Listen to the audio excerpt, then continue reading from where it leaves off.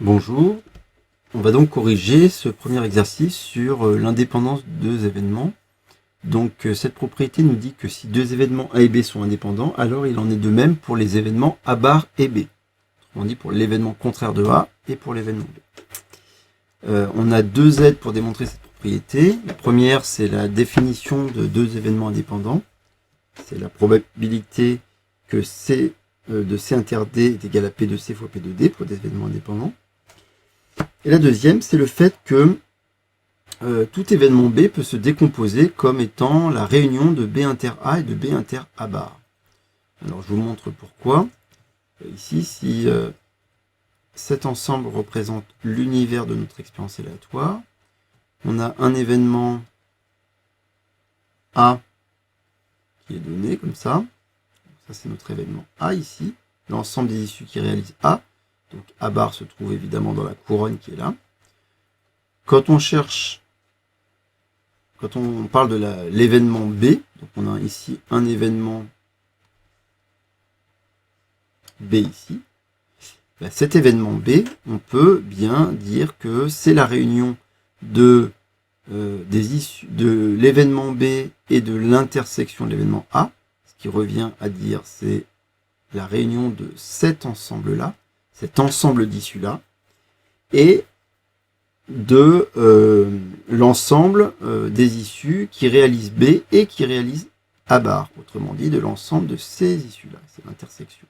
On voit bien que quand on réunit les issues qui sont dans B inter A et les issues qui sont dans B inter A bar, ça regroupe toutes les issues qui sont dans B.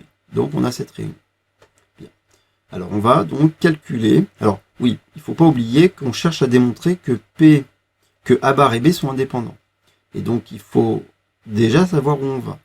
On veut démontrer que P de A bar inter B, c'est égal à P de A bar fois P de B. Si on arrive à démontrer cette égalité, on aura démontré que les événements sont indépendants. Donc pour cela, on va utiliser la décomposition de l'événement B. Donc P de B, c'est égal à P de B inter A union B inter A bar.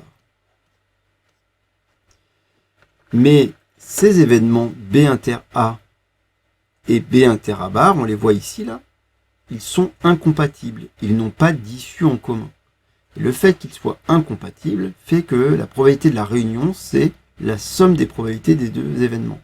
Donc c'est P de B inter A plus P de B inter A bar, en précisant, car B inter A et B inter A bar sont incompatibles. Ils ne peuvent se réaliser en même temps.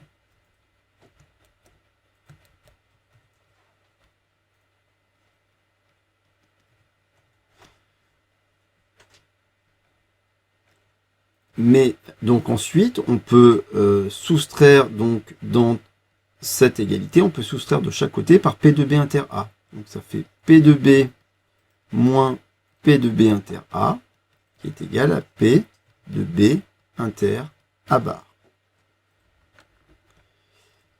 Mais on sait aussi que A et B sont indépendants, c'est l'hypothèse principale du théorème. Et donc on sait que P de B inter A, on peut écrire que P de B inter A, on peut décomposer en P de B fois P de A.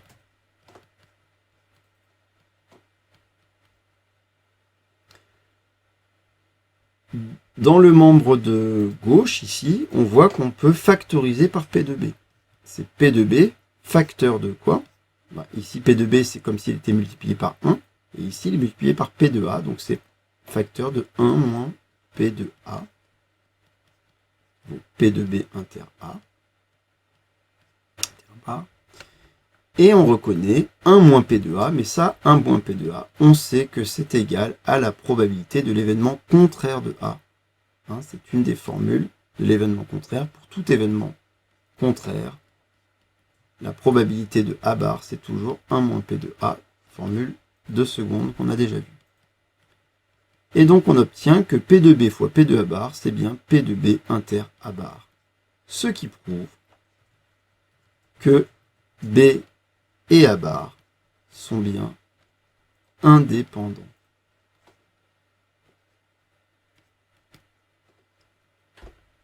Voilà pour cette démonstration.